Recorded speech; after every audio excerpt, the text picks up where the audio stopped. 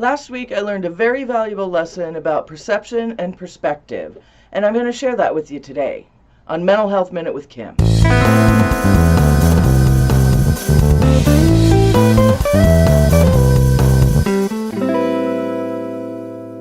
When I did my self-care video, I showed you guys a new project that I've started, which is growing bonsai trees from seeds.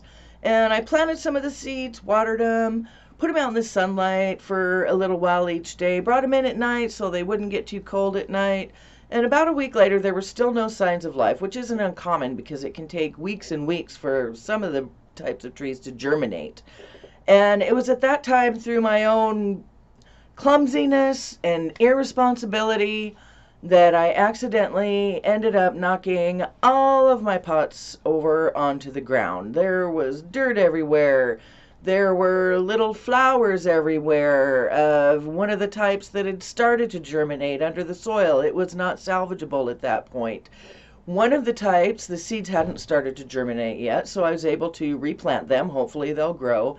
And then there were some sprouts of another type in one of the pots. But at the time, I catastrophized this situation, and my perception was that it was a disaster. I've killed my bonsais. I'm going to have to start from the beginning again. Poor little things.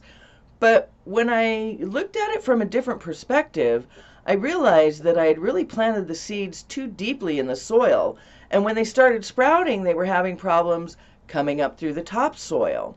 And I replanted them, put them in there, left the little sprouts out, and they've started to thrive. I'll throw up some pictures at the end of the video so you can see the difference from the beginning when I knocked them over and replanted them until now, and it's amazing. My point is, sometimes we catastrophize situations or perceive them to be so bad, and if we look at them from a different perspective, we might be able to see that things weren't really that bad at all. And we can move on and make something good from it. I'll see you next week.